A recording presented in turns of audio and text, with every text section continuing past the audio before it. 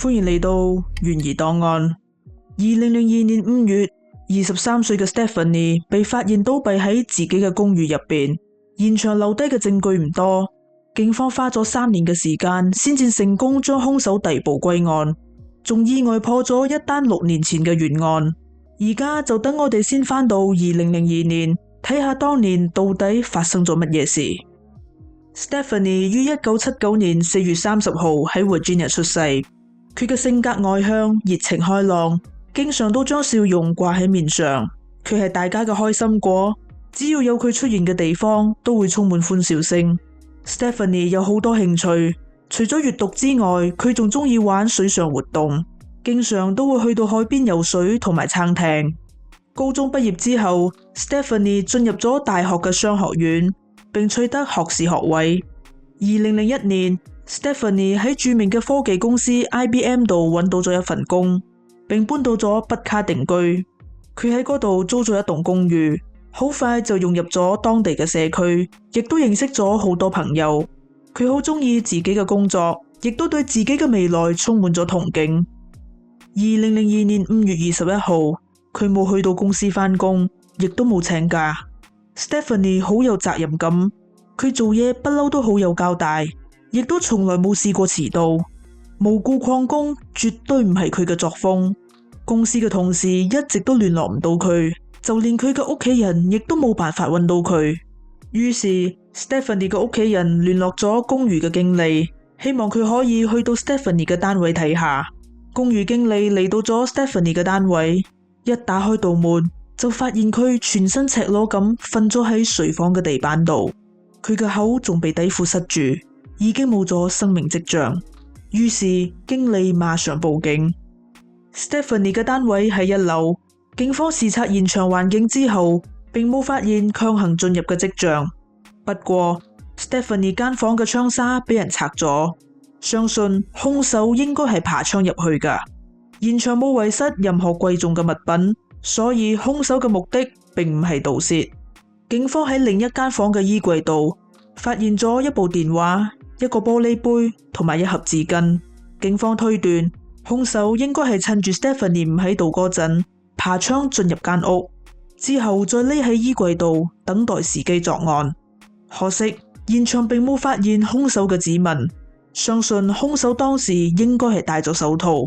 Stephanie 嘅頸部有瘀痕，身上亦都有多處嘅防禦性傷痕，佢嘅手腕同埋腳眼都有傷痕，相信生前應該係曾經俾人綁住嚟到限制佢嘅行動。法醫證實 Stephanie 係俾人勒死㗎，死亡時間為凌晨12點左右。除此之外， Stephanie 生前曾經遭到性侵。法醫亦都成功喺體內採集到兇手嘅 DNA， 警方將 DNA 樣本輸入 Coded 數據庫，可惜並冇揾到匹配嘅樣本。Stephanie 嘅身家清白，冇同其他人結怨，警方一時之間亦都冇任何嘅頭緒。於是佢哋調查咗 Stephanie 嘅電話記錄，發現佢喺案發前一晚8點曾經同男朋友 Walter 通過電話。經過查證之後， Walter 當晚身在距離 Stephanie 公寓4個鐘頭以外嘅地方，多名證人都證實咗佢嘅不在場證據，所以 Walter 嘅嫌疑亦都被排除咗。之後警方調查咗 Stephanie 嘅電腦，並喺電子郵箱度發現咗一啲線索。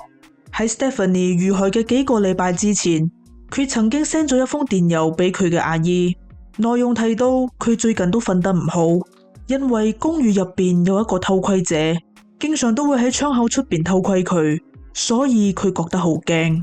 與此同時，警方亦都詢問咗公寓嘅住戶，多名住戶都表示佢哋曾經見到一個高高瘦瘦、着住黑色衛衣嘅男人，經常喺公寓附近徘徊。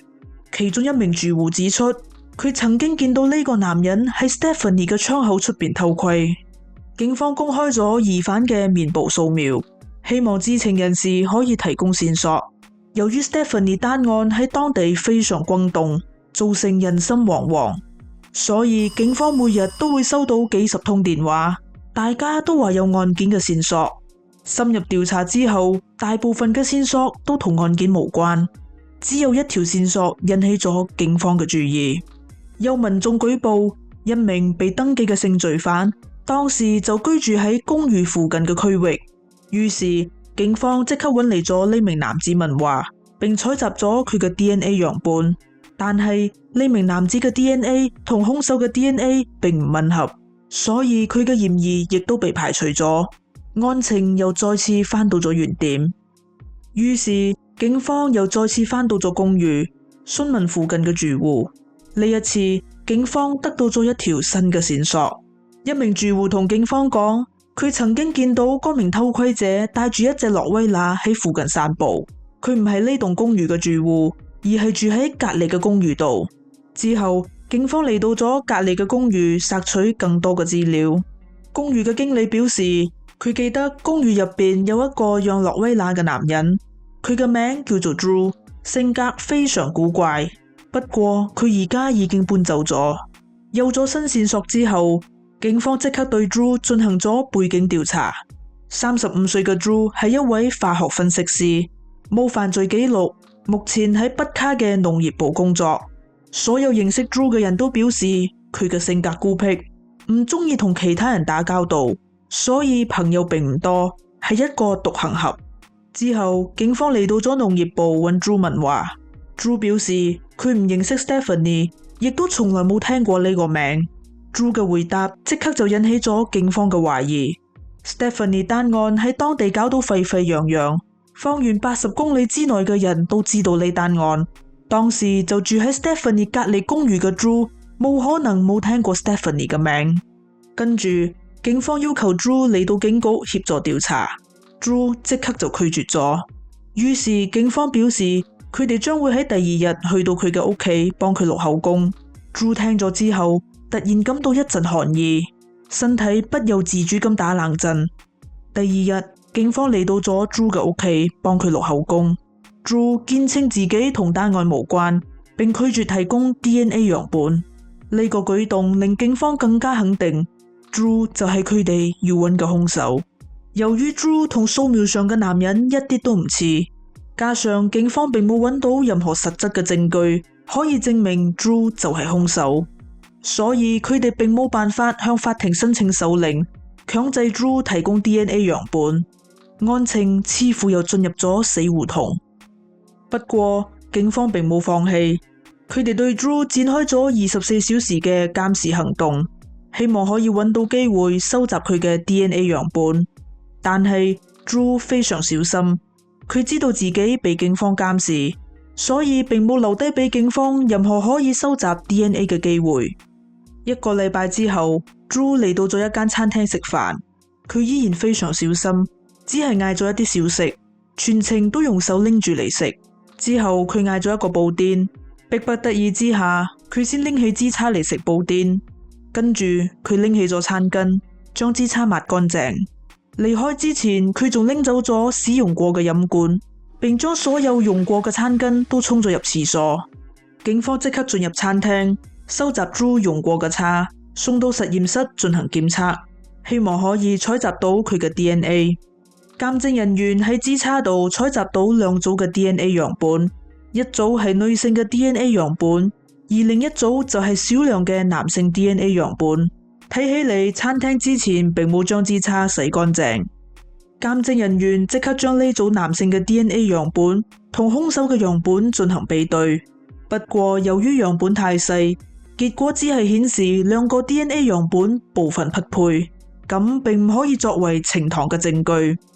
呢個結果亦都證明咗警方嘅調查方向並冇錯，佢哋當務之急就係要收集到 Drew 完整嘅 DNA 樣本。由於 Drew 喺政府部門工作，所以警方得到咗批准，可以搜查 Drew 嘅辦公台。鑑證人員喺 Drew 嘅電腦 keyboard、收音機同埋其他佢掂過嘅物品進行採證，並將樣本同兇手嘅 DNA 進行比對。結果顯示 Drew 同兇手嘅 DNA 完全吻合。警方推斷案發當晚 Drew 爬窗進入咗 Stephanie 嘅公寓，並匿咗喺衫櫃度等待時機作案。大約夜晚8點 Stephanie 返到咗公寓，打咗個電話俾男朋友，之後再上床瞓覺。呢個時候埋伏已久嘅 Drew 進入咗 Stephanie 間房，將佢嘅手腳綁住，性侵之後再將佢勒死。警方逮捕咗 Drew， 並搜查咗佢嘅屋企。佢哋喺嗰度發現咗大量嘅色情書刊、解鎖攻略、大量嘅刀具同埋槍械。除此之外，警方仲發現咗一啲屬於 Stephanie 嘅私人物品，同埋一封寫住 Michigan 地址嘅信件。收件人係一個叫做 Rebecca 嘅女人，而 postmark 上嘅年份就係1999年。深入調查之後，警方發現 Rebecca 喺1999年俾人開槍殺死。警方一直都冇揾到兇手。Rebecca 係一位脫衣女郎，喺 Michigan 嘅一間脫衣俱樂部工作。Rebecca 當時有未婚夫，為咗賺錢買樓，佢先至會選擇呢份工。不過佢非常有原則，收工之後佢就唔會再同俱樂部嘅客人有任何嘅交流。1999年10月，Rebecca 喺收工之後就去到停車場攞車返屋企。當時身邊仲有一位俱樂部嘅保安陪同。Rebecca 返到屋企之後，仲未嚟得切落車就俾人開槍射殺。Rebecca 嘅手袋仲原封不動咁放咗喺車入邊，所以警方排除咗劫殺嘅可能性。現場除咗一隻.45口徑嘅彈頭之外，並冇留低其他嘅線索。由於兇手瞄準咗 Rebecca 嘅頭部開槍，所以警方認為作案動機應該係私人恩怨。而俱樂部嘅客人好有可能就係兇手，但係佢哋就一直都冇辦法揾到兇手。巧合嘅係 Drew 當時就喺 Michigan 讀大學，於是北卡警方馬上聯絡咗 Michigan 警方，攞到咗當年留喺現場嘅彈頭，並同喺 Drew 屋企度揾到嘅兩支.45口徑嘅手槍進行比對。彈道測試證實，其中一支槍就係殺死 Rebecca 嘅兇器。喺案件提堂嘅時候， Drew 一直眯埋雙眼，拒絕移動。無奈之下，警方唯有將佢扣喺輪椅度，帶佢出庭。喺開審嘅日期定落嚟之後， Stephanie 同 Rebecca 嘅家屬都希望 Drew 可以喺法庭上俾佢哋一個交代，解答佢哋嘅疑團。不過 Drew 就喺2006年1月案件開審之前，喺拘留所自殺身亡，將所有嘅疑團永遠埋葬。